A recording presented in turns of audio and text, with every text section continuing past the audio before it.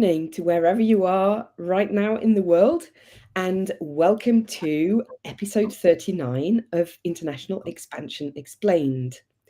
My guest today is James Lever, who really has years of experience helping Chinese suppliers sell to overseas customers. He's worked with literally hundreds of companies to improve their LinkedIn, their cold emails, cold calls, and also their trade show results. He's also the founder of JJ Go Global, which is a company that helps Chinese companies expand overseas.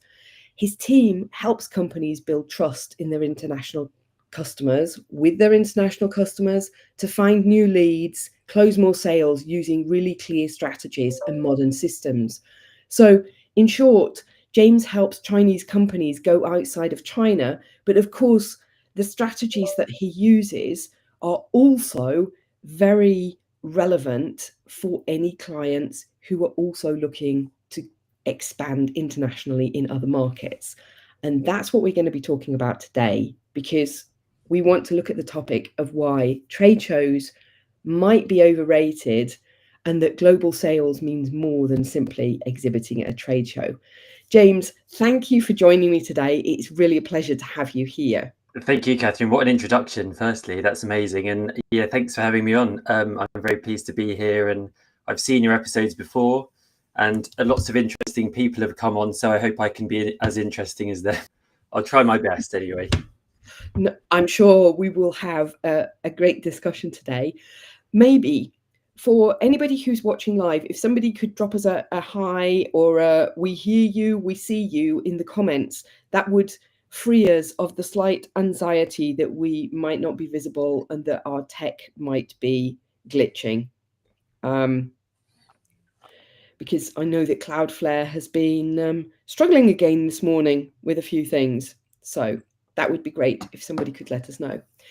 In the meantime, James, maybe you could, for your first challenge today, tell us a little bit how it was that you got into international business and how did you really reach where you are today? Great. Okay. For me, it was. I consider myself as quite lucky actually, because I kind of knew the direction I wanted to go in at a fairly young age. And it all really started when I took a trip to Hong Kong. I was only a teenager. My dad had a business trip over there, and we went over there.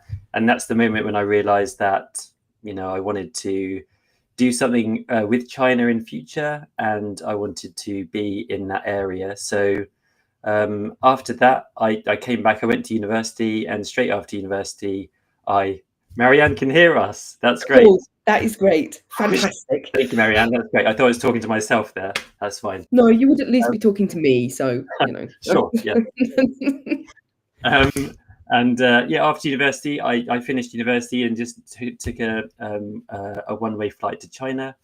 Wow. Stayed there, and that turned into about 6 years. Firstly, I was teaching English there, and that turned into working with companies in sales and marketing. And then I quite quickly realized that there was a big gap between the way Chinese companies are communicating with other countries, especially sales, marketing, communication.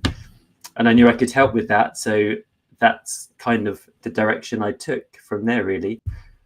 I know that kind of resonates with you, Kathryn, because you moved to somewhere and stayed there, didn't you? So yeah. Yes. Yeah. I've also moved and stayed, and I've also spent, as you know, an awful lot of time in China, and at different times considered whether life might be considerably easier if I just got an apartment in China and stayed based there for a little while, or at least commuted like a month there and a month here. So yeah, it's certainly, it's a big step to take, but it's also, I would say, if you're somebody who is very open-minded, then it is literally, it's like drinking from a fire hose, isn't it? Because you get so many new impressions and you learn so much in such a short space of time that it's very hard to explain to somebody who's never actually been faced with communicating in a language that you don't really have a clue in. Yeah, and that's right. And if you're, in the culture, immersed in the culture, you get so many experiences, and you get a lot of ideas for, you know, future career development or directions like that. There's a lot going on. So, you know, traveling always opens the mind anyway, doesn't it? So it's Definitely. quite a good experience to have that pivot into a career. So I was quite lucky to have that fairly young in my life. So yeah, Sorry. that's So all right. yeah, I would actually like to stay a little bit and on the mindset question and work out with that. Um, Hi, Chris, and say and ask you maybe upfront from your experience with training Chinese suppliers, what do you think that the biggest misunderstandings are that companies have about how international?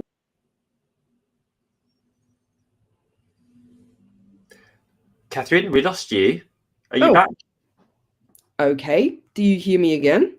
I can hear you now. Can you hear me? Yes, I hear you. Sure. Hopefully, LinkedIn can hear us as well. Yeah, I think so. Um, yeah, I was just going to ask what you think the biggest misunderstandings are with companies about how international sales actually happen. Sure. I think for this, I'd like to use the A word, your favorite word, Kathryn, I know, which is assuming, making assumptions. And I think that's a massive barrier, and it affects the mindset as well when you're expanding overseas, and just assuming that, you know, things happen the way you think they do, and not really doing research and not really finding out and not really asking questions and learning how different things are. So as an example, thinking, you know, investing a lot of money in product development, having an amazing product, and then expecting to go to a trade show or attach a brochure to an email and send them to prospects and just get interest immediately because your product's great. So it takes a lot more than just a good product. But also assuming that people communicate exactly the same as you around the world, and people make decisions, people build trust in the way you do around the world. That's a big assumption people make. Also, maybe with I often hear our industry is special. Our industry is special, so LinkedIn doesn't work for us. Yes. That's Oh, how often have I heard that? Yes, sure, our industry or our company is special. So the sure, rules that normally work, or yeah, that when you say it takes this amount of time to develop relationships and a sure, strong sales foundation. No, for our company, that's all sure. different. Yeah, exactly. And I hear that all the time as well, especially maybe with manufacturing services. So we don't sell physical products, so therefore we can't use LinkedIn. But you know, that's an assumption that people make based on an experience they've had. Maybe they've used LinkedIn for a few months and nothing happened, and now they think it doesn't work. So there are loads. I've got a long list of assumptions that people make about, you know, international sales, and I think that's a massive mindset block. People need to be a bit more curious. They need to understand that actually things are different, and I can guarantee if they asked questions, they would soon realize that there's a much different answer and a different way of doing things. Yeah. But then you have to also be open to the idea that because somebody else's way of doing things is different, Yeah. it's not necessarily wrong. Oh, And I exactly. think that lots of companies, at least ones that I've seen, especially when it comes to things around timekeeping, and they said they would send that email on Tuesday before lunchtime and they're Sure. always late. You kind of can hear companies get into that sort of negative spiral Yeah. around cultures that have a different understanding Yeah. about those kind of topics and how Yeah. to work and how to do projects. They're often stamped as being wrong or lazy or unreliable in lots of ways, when actually it's often just a different way of viewing things, isn't it? Exactly, and I'm glad you highlighted that, because it's very easy just to blame other people and say, "Oh, they don't do the right way, or they aren't meeting our expectations." But you're dead right. There's no right way of doing something. There's just a lot of different ways of doing stuff, and it's up to you if you're expanding overseas to make a bit of an effort and understand how that difference affects you and how you can help the process a bit more. That's good that you've made that point. And so do you see a lot of companies who are literally they may not see it that way, but who are actually, in fact, sitting there hoping that because they have a website or because they're on AliExpress, they're just waiting to be found, and they think that that is going to be enough for them without really having that kind of a proper outreach system Yeah. in place. Yeah, for sure. And I think that's stopping a lot of companies, that's limiting their growth because they're on Alibaba and they're expecting referrals and recommendations. And if you rely on referrals and recommendations, you don't get regular orders and you can't Yeah. grow steadily and stably and sustainably because you're always hoping and waiting for a recommendation or a referral coming in. So you're right. You need a system. You need it to be proactive as well. You need to get steady results, and you can do that by learning the right skills, setting up the right systems, having the right processes, and just being disciplined as well. I think that's something that a lot of people miss. You've got to do it every day. You've got to start conversations every day. You've got to have people coming into your pipeline, new opportunities every day, rather than just sitting back and having a website as like a fishing net waiting for people to jump in and place an order, because that's likely not going to happen. Yeah, and I think that, I mean, I used to see when I was working with young export managers, I often saw that they lacked sales training that maybe they would have received if they were working in domestic sales. They probably would have received a certain level of what I might call basic sales training about proactive outreach. Whereas often in international sales, people often come in with a slightly different background because they're coming in with a background maybe of languages or maybe of marketing, and they're not necessarily coming in from a purely sales background, and they Yeah, often lack those kind of basic skills. And they've learned a certain amount of things like, we're going to go to a trade fair and that yeah, will be the answer to all of our problems. And they don't look beyond that because they simply don't know to ask the right questions. yeah, yeah. You're right, and I see that all the time. I mean, just because you can speak English or you've got an English certificate from a university, it doesn't automatically make you good at sales. If that was the case, every native English speaker would be amazing at sales, and they're not. So it's all about skills and it's about training as well. And yeah, these opportunities like trade shows are amazing. A really, really good opportunity, golden opportunity to get conversations started, to meet new people. But you've got to have the right skills. You've got to have the right approach to take those opportunities. So you're right. I think there's a lot of people out there, especially in China, who are online. They can communicate in English, but you can see they're lacking the right sales skills. And also nowadays, actually, with AI too, you don't actually have to have amazing English skills. You can the problems come from typing in a simple prompt into ChatGPT, getting a cold sales email or a LinkedIn message, or even Mm-hmm. doing it for your website, just translating it Chinese to English on your website, sending that out. And of course, it's not culturally adapted and it's not talking to the local market where you're targeting. And it doesn't resonate because it's just lots of information, it's just lots Yep. of background, and they don't understand it because they can't, it's not logical for them. So yeah, AI, that's another danger. It's amazing on one hand, but on the other hand, it's a big problem as well. It can be, yeah. I was reading a blog post of a company that I was looking at this week, and I was like, oh, it's interesting that they have their blog also in English. And then I read the blog post, and in my head, I was mentally translating it back into German to work out what they actually wanted to say, Right. because the translation was so obviously a machine translation that Hmm. it actually, in places, wasn't understandable Yeah. for me as a native speaker. Right. That's So amazing, isn't it? And I see it all the time in LinkedIn messages as well. You ask a question to start a conversation and you get back some sort of huge monologue of like a lot of text and very yeah, formal language. yeah, Um, And I don't think a lot of people are aware that actually when people see that, it just doesn't, they don't understand it, and it doesn't build any trust. So yeah. Yeah. Okay. So the premise of our discussion today started out with the fact that trade shows are a little bit overrated. So let's dig in. We've touched a little bit on cultural adaptability and so on, that is also such an important part. But let's talk really on the kind of hard sales metrics, as it were.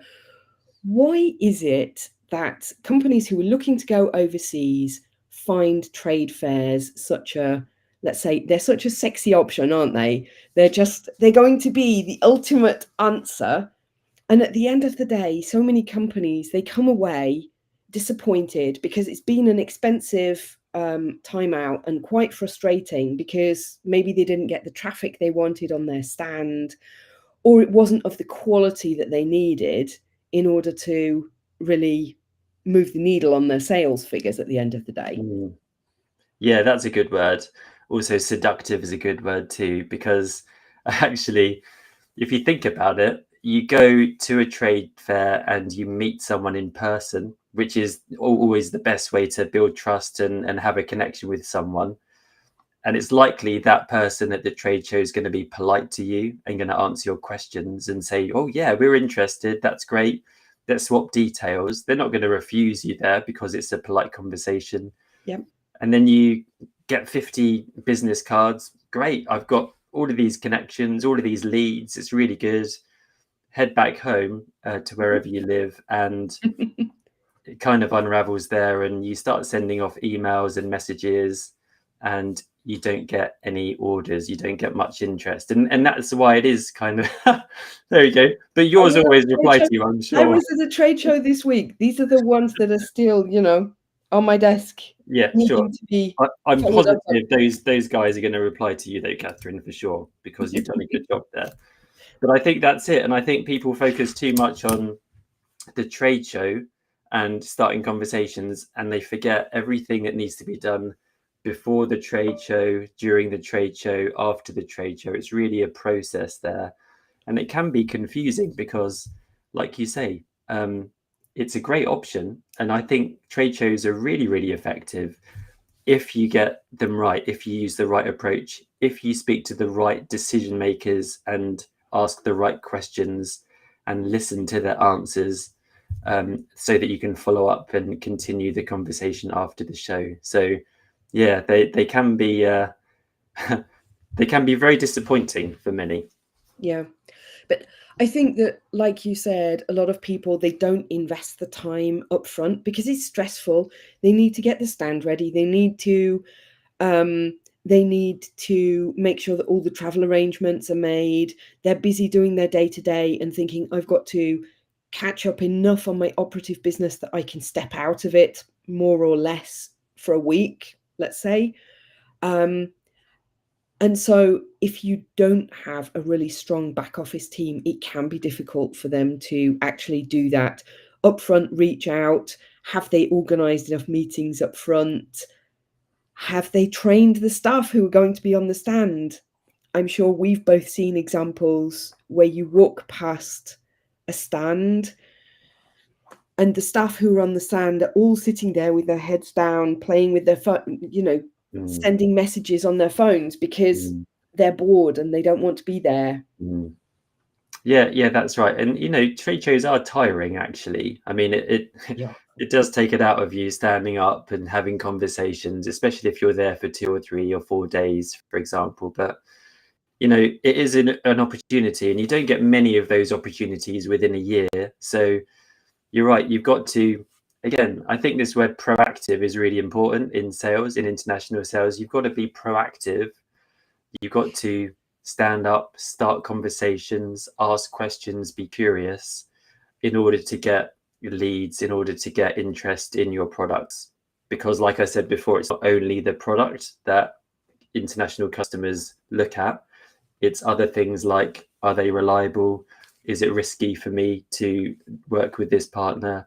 Is there after sales service? There's a whole list of other stuff that they think about apart from product and price. So yeah, you're right. And I think that especially Chinese companies in the past, they focused very, very much, very heavily on the product and price Yeah, part of the puzzle without looking so much at the rest of it, even though they actually, in many ways, would be very good at things like customer service if you're talking about their domestic sales situation. sure. Yeah.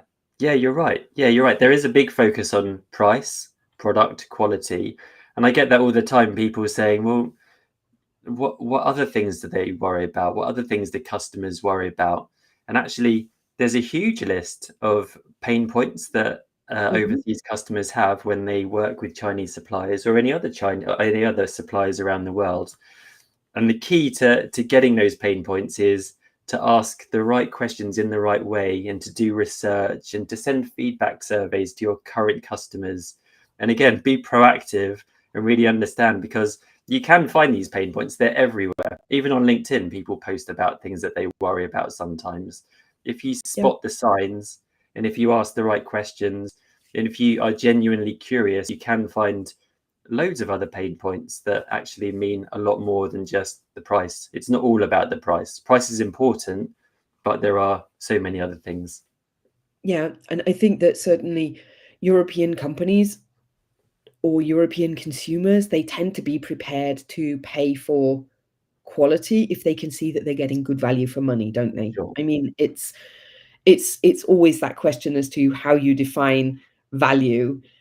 I mean, a lot of the things that I go to are consumer goods based, simply because that's where my focus and my specialization is. But do you think that it's a different situation for companies who have really technical or industrial products? Do customers in 2025, be they B2B customers or B2C type customers, do they still need to really see equipment at a fair before they'll consider buying it? I think I think that is important, to be honest. I think seeing it, but I think it's less important than it was many, many years ago, simply because now there's a whole other area like online, so many opportunities online where you can share information, you can show your customer your product, even if it's very technical. So even on social media, on LinkedIn, for example, make a video about your product, about how it works, about how it's put together. You can have interviews with your colleagues, how they work. You can share your expertise. What problems should you avoid when you buy this kind of product? What's the best way to buy this product? How can you source this product? You can build up a lot of trust and you can share a lot of information, newsletters, blog posts, videos, all of this, news, loads of stuff that you can build up before you get to the trade show. And actually, the trade show just confirms to the potential customer that they are interested and that's the right product, rather than going completely cold to a trade show. Oh, that's interesting, and then that means that there's a lot of trust to be built after they first see the product. So yeah, you're right, it is important to see the product, but there's a lot of work that sales professionals can do before to really build up trust and show, yeah, we're the right choice for you. And I always think that the best thing at a trade show is if somebody comes across to your stand who maybe actually isn't necessarily a customer or a potential customer, but they come across because they've seen your materials or they've seen you somewhere on LinkedIn or they've seen you on social media, and they come across to say hi because they've seen it and they find it interesting that you are the actual person Yeah. behind it. Um, and I've seen that happen to a couple of people, and that also tends to have like a pull-in effect on a stand. Of course, that on its own doesn't guarantee that you're going to meet the right people at a fair, but it does give you yourself that kind of confirmation that your material that you're putting out there, um, as marketing material, is actually having an effect and actually being seen by people who are at least more or less in the space. Yeah, yeah, that's it. Exactly right. It's so powerful, and not only trade shows. You could send a cold email to a potential customer. They might recognize your name or your company name because they've seen you on LinkedIn, or Yep. you might give someone a cold call. Oh, I know you from LinkedIn, for example. So there is a huge opportunity really on LinkedIn to share information, and other social media platforms as well, and other methods too.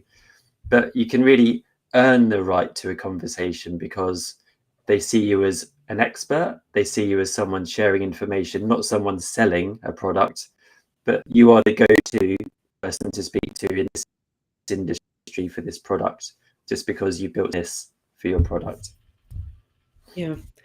So if a business came to you and they said, okay, for 2026, we've been told we have to halve our exhibition budget, but we have to, we have to increase sales results, we have to improve the bottom line, where would you advise them in their sales process to reinvest first to really have the highest impact and to be able to, to move things forward as fast as possible? Because we all know that if you sit there in January, for Chinese companies, obviously January is a slightly different thing, but you sit there at the beginning of the year, let's say, be that January or February or March, depending on who you are, and you think, oh, it's the beginning of the year, I've still got 12 months to fulfill my sales target, then you actually have already probably lost that year, because you need to start the year out strong, don't you? So when they come to you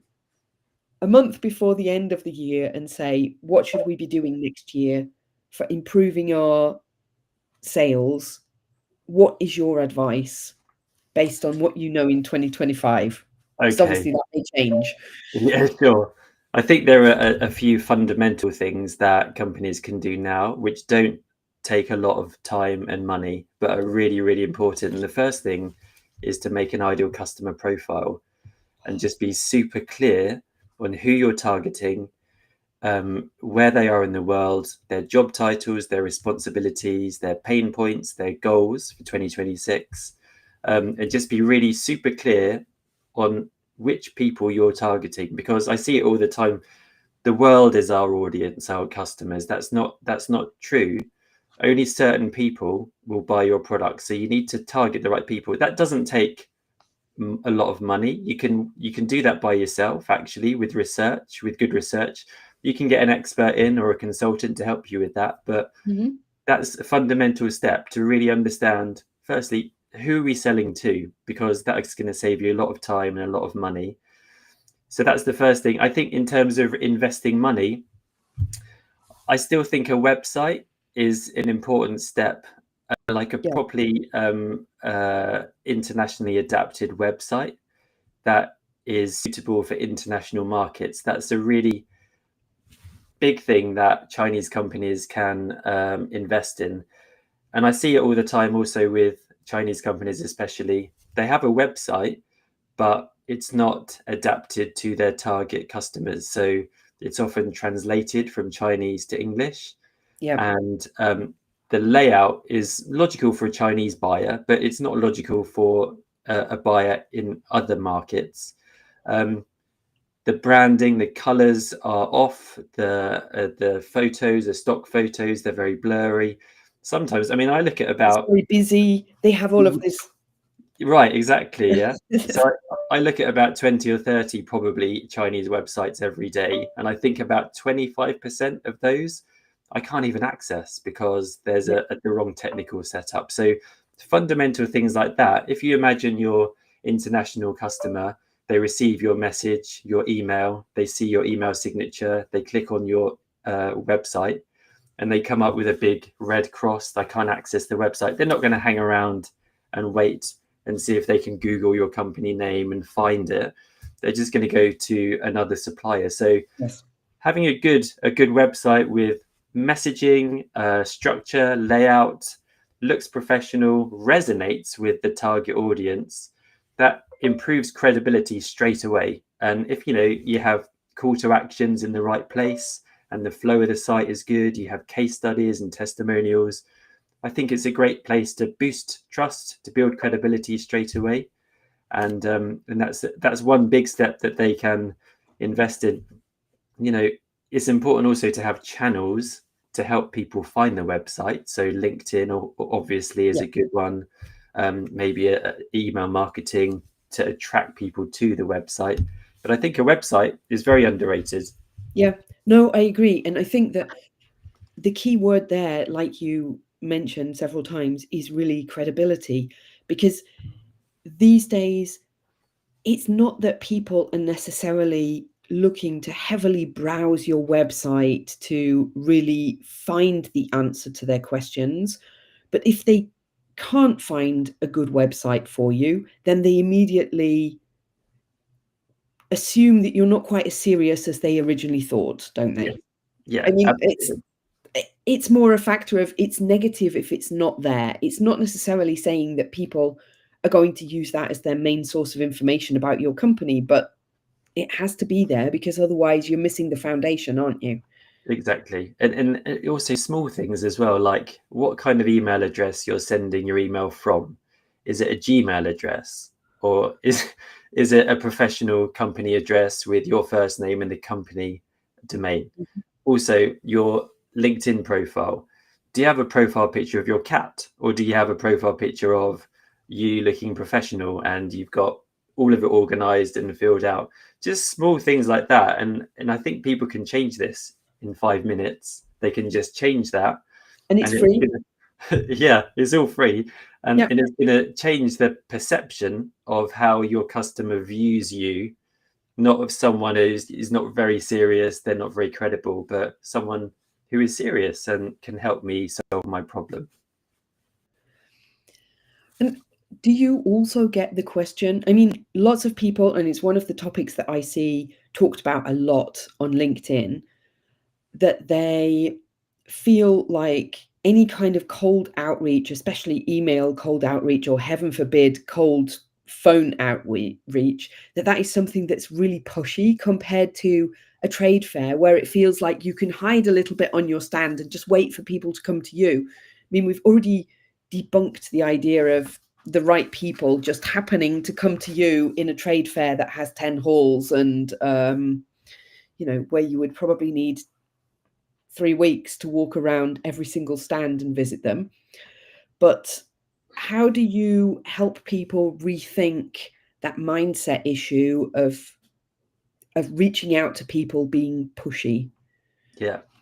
And I think, you just said heaven forbid cold calls. I think cold calls and cold email, I think they get a really bad reputation simply Mhm. because people do it really badly. Yes. And like it's very rare that I see someone email me or call me and I think, wow, that's a great approach you've got there. I'm going to talk to you.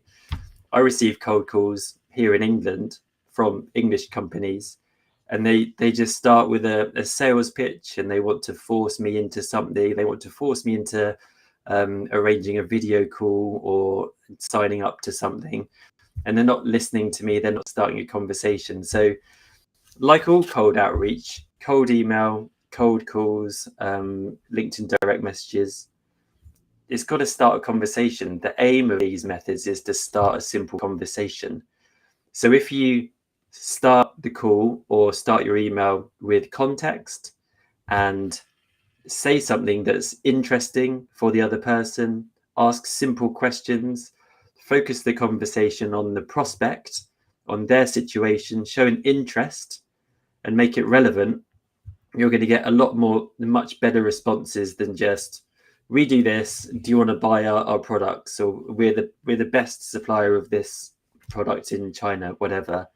So I think starting conversations, and there are ways of asking questions, and there are ways of structuring scripts and emails which really do make people think, oh, okay, so that's interesting. I'd like to find out more about that. So Yeah. cold outreach gets a bad reputation because people do it badly, but there are ways to do it much better. Yeah.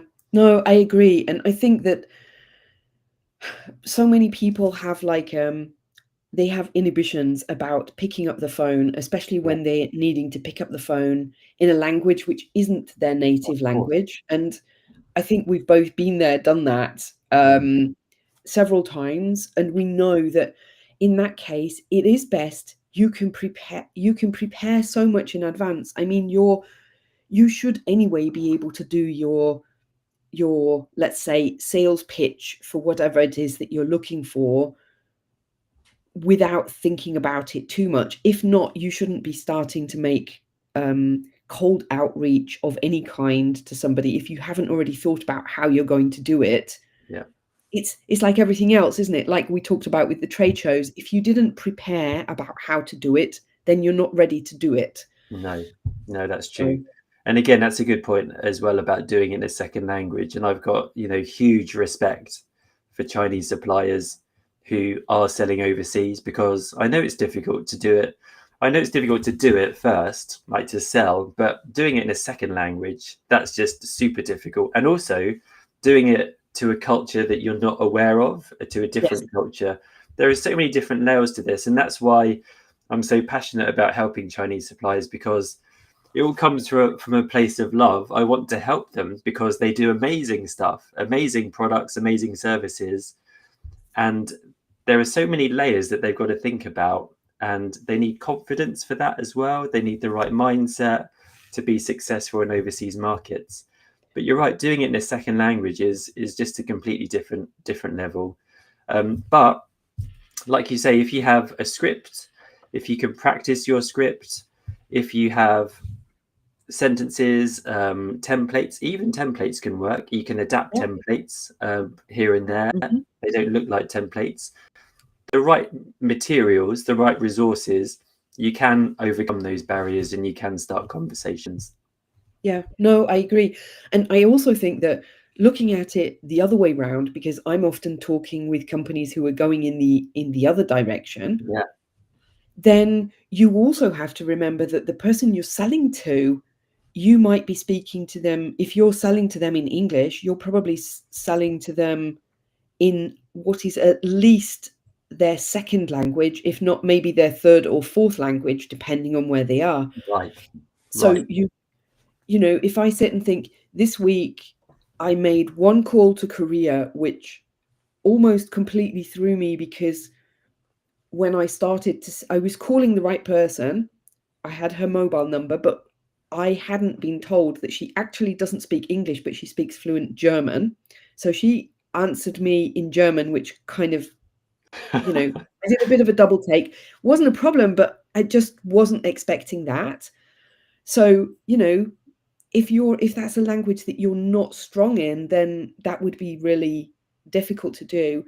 And the other was I made a call to a company in Malaysia, and basically I wasn't sure who exactly I needed to speak to. So I was looking to ask the girl on the phone if I needed purchasing or if I needed marketing.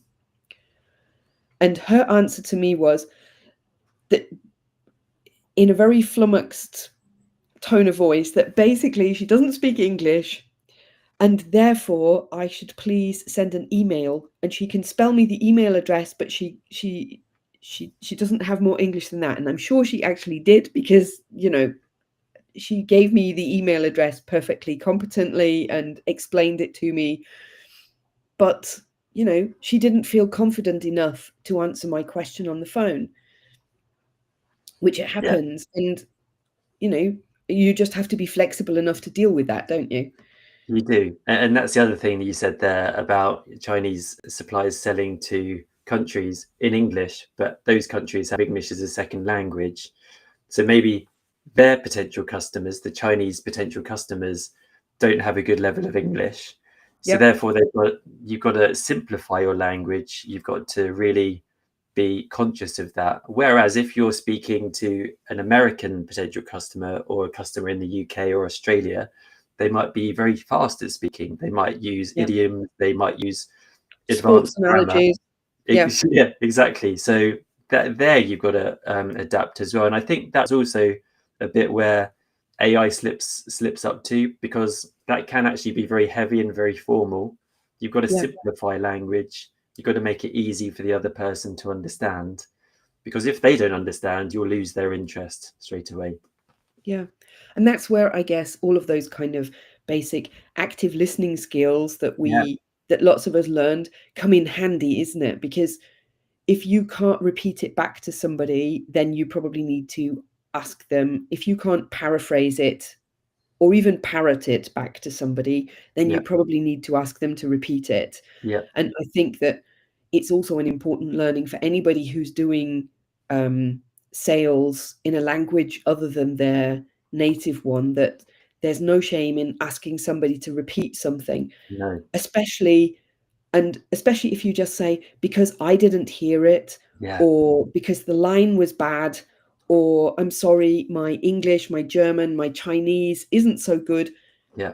Nobody is going to judge you for Yeah. having language issues, as long as you are polite about it and don't. I mean, it's the same as anything else. Most of the time in the world, as long as you're polite and decent to people, they'll be willing to help you, won't they? Sure. Exactly right.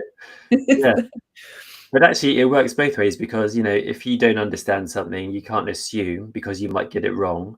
Yeah, But asking, can you clarify that? Can you say that again, just so I get it right?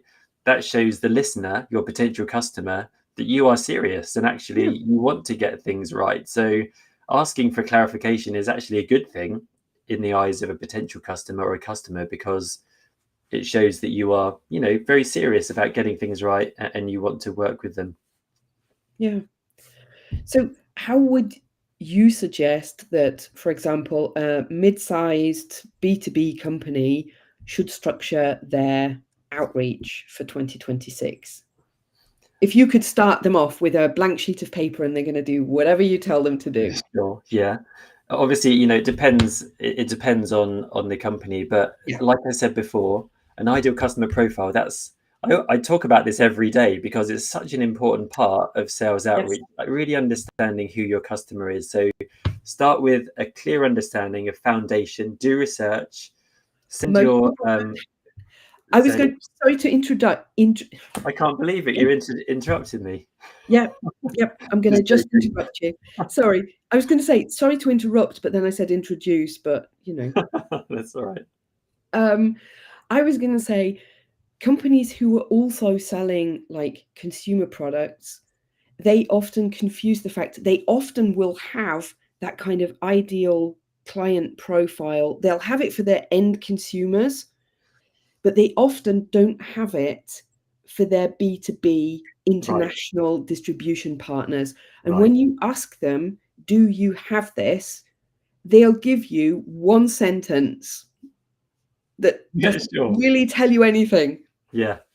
Yeah, you're right. It's not detailed enough, is it? You can't do anything with that. You've got to think about the person you're selling to at the end of the day. And you've got to be very detailed with it.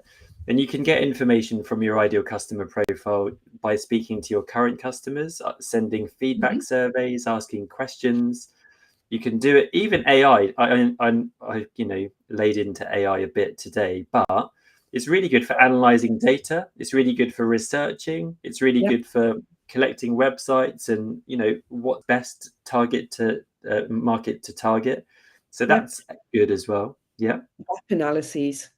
exactly right. Yeah, things like What that. am I missing in my pitch? Those kind of. Exactly.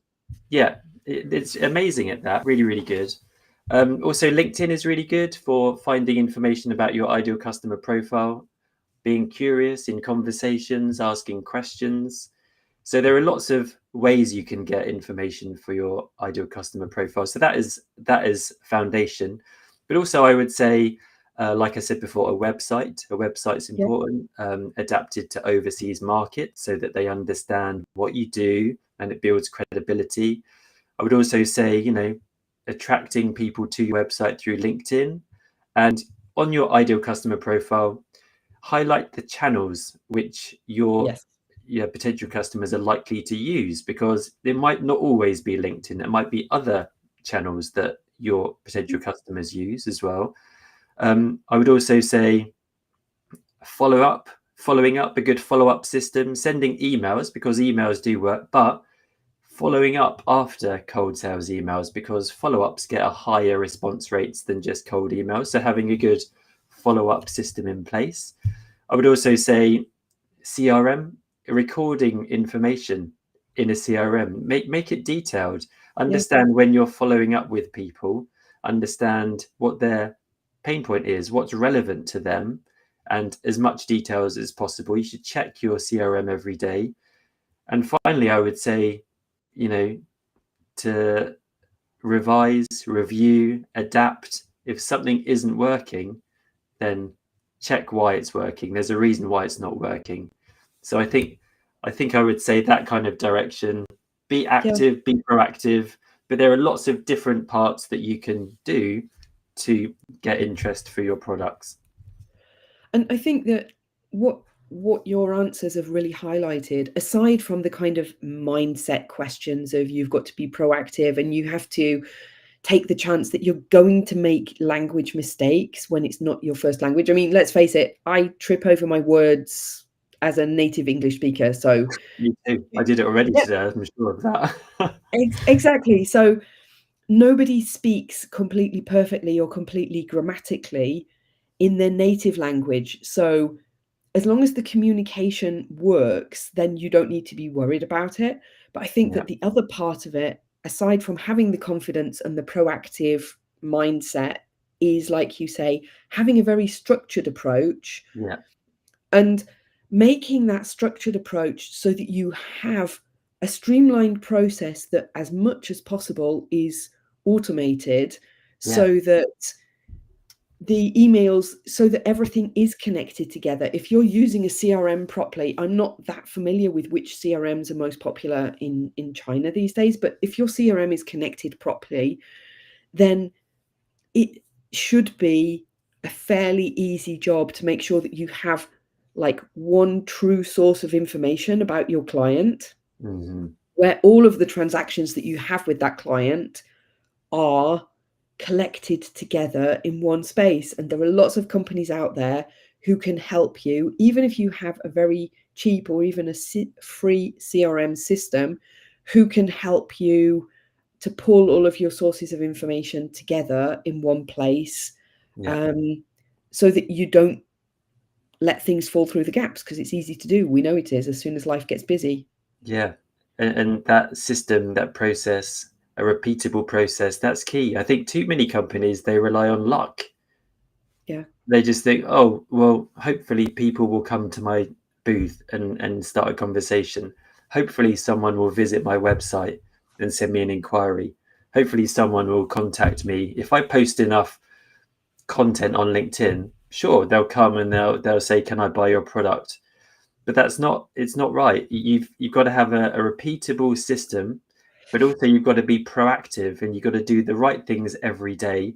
And yeah, if you do that, you can get regular orders. You yeah, don't have to rely on referrals and hope and yeah, luck. You can get a stream of regular interest that you can end up being your potential your customers. yeah. And I think that you have to set the stage, don't you, so that you can actually find the right partners, and so that when the right partner does find you, either because you've done some cold outreach to them and they then start to look at whatever assets you have, your website, your LinkedIn, whatever other social media it is, they look at it and they think, oh yes, this is the right partner for me. Because partnership's a two-way street, isn't it? It's not just a question of you finding the right partner for you. They have to also think the same about you, Yes. um, because otherwise they can be the right partner on paper, but if they're not interested in selling your widgets next year, then it Mhm. doesn't help you. Yeah, yeah. And it really is a full package. You can't just depend on a website. You've got to have website, you've got to have LinkedIn, you've got to have SEO set up. So if they Google your product or something like that, it goes through to your website. So all of these things and the perception you have online can really build trust. And if you go to a trade show, they already trust you because they've seen all of this online before. So use them in combination, trade Yeah. shows and online, offline, and that's a great first step. And I think that it doesn't all have to happen all at once. You can do it step by step Of to build course. up to it and to Yep. add new layers all the time as your business grows and so Sure. on. Um, because it can sound really complicated when we're talking now about you need a website and you need this and you need that. But at the end of the day, these are business basics that you need Yes. to get into place and to build up systems so that you can work efficiently to grow the business that you're looking to do, can't you? So yeah, it is overwhelming. And doing it in a second language in a different culture, sure, it's overwhelming. And I completely understand that, but you can do it. A lot of Chinese companies do it. I've worked with yeah. a lot of successful companies that are really good overseas. They're doing a great job because they've got these systems in place. Yeah. Okay, so if you could just give one single piece of advice to any company who are finalizing their next 12 months of international sales planning, what would you tell them about trade fairs versus a proactive 365-day, 360-degree business development approach? I think you've answered your own question there, Kathryn, haven't you? It's a bit of a weird question, isn't it? I thought That's that as I was asking it, I'm just like, oh, that's a bit daft, isn't it? no, that's good. But trade shows are really good. They're super, powerful for meeting the right people, for starting conversations. They're the fastest way to build trust for sure.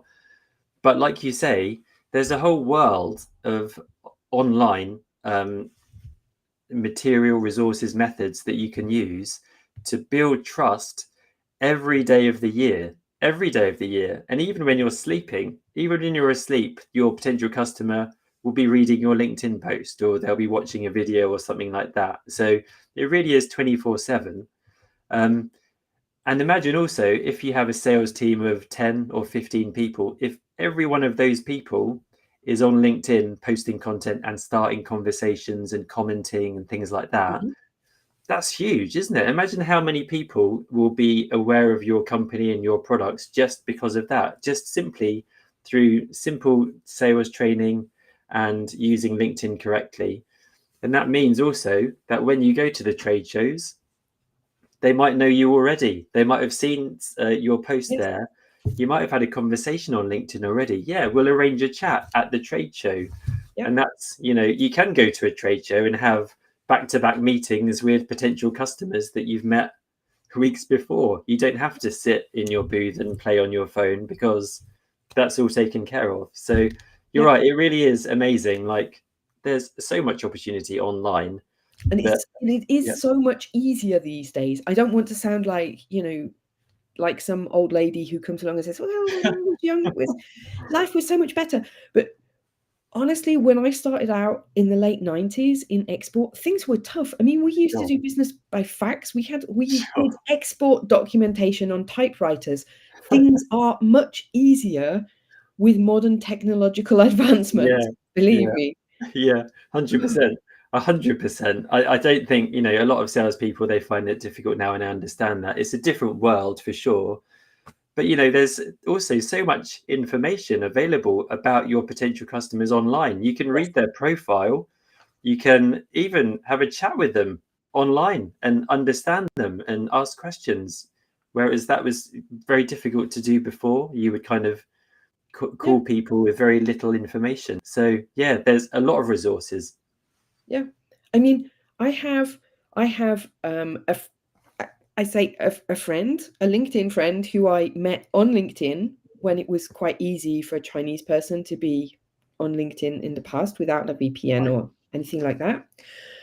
And we have chatted for hours. We've given each other business advice on different projects and spent hours chatting. I mean, we've never actually met in person, but I know that his his English is really bad, and he uses the translate function on WeChat, and he writes to me in Chinese, and I use the translate function in WeChat. Yep. Unthinkable 20 years ago. Isn't it? Isn't It, it? Yeah. It's amazing, isn't it? Really. And there are so many opportunities. There are yeah, opportunities really yeah, to meet people and build trust and get products and services out there. Yeah, we're very lucky. we are indeed. Okay, we're coming a little bit to the end of our time now, and I wanted to ask you my regular question that I ask, or that I like to ask all of my guests, which is, knowing everything that you do now, what advice would you give to your younger self starting out on your international journey? I think all of this, a lot of the stuff I've said today comes from experience. And actually, 15, 20 years ago, when I was starting out, I made all these mistakes. I spent thousands of pounds on adverts on Google Ads with Mhm. no replies, with no results. I set up a website, nobody came. I used LinkedIn for ages, nothing happened. So it's only when I started working with experts, mentors, coaches that I realized, wow, it's completely different. And now I understand exactly what's going on. So Yep. what I would say to my former self would be, don't do it yourself. You think you can do it yourself, but actually there are loads of people out there who can tell you how to do it, and it will save you a lot of time, save you a lot of money as well. So I know it sounds crazy.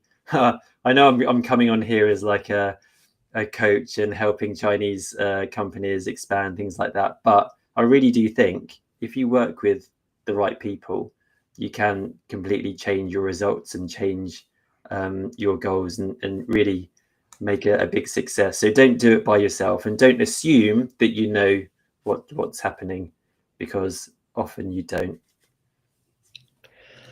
Okay. So, really, my very final question, we've already worked out you help Chinese companies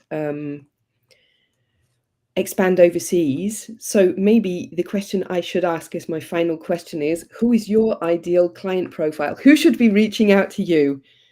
I've no idea. I don't have an ICP, Kathryn. I'm joking.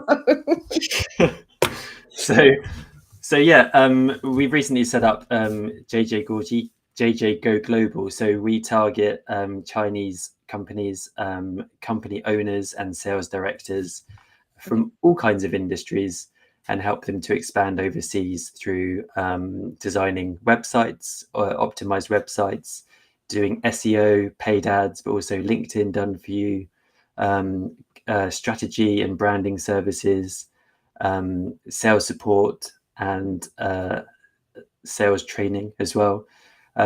My colleague, my business partner, James Liu, he's Chinese. He lives in the US, so he is very good at scaling companies and setting up processes. Like we spoke today, repeatable processes. I'm very good at reaching out with the right message, with resonating with international markets. So we've come together and we have this company now, which really does make a difference to Chinese suppliers, company owners, and sales directors. Very cool. Thank you. James, thank you so much for this discussion today. It has been really good fun, even if I did interrupt you, which hopefully you'll forgive me for. And I'm so glad that the technical side of things Yes. went well, bearing Yeah. in mind the shaky start. Yeah, brilliant. So, Kathryn, thank you. It's been a pleasure. I've loved it. It's gone very, very quickly today. I need to rush off. So, yeah, but thank you very much for having me on. And thanks everyone for coming and Yes, for listening as well. I hope it was useful, and yes. hopefully see you online a bit later. Thank you very much for everybody who came to listen, and we will see you next time. There will be one more episode even before Christmas. Wow. So there we go. I will give more information later. Thank you. Bye. Bye.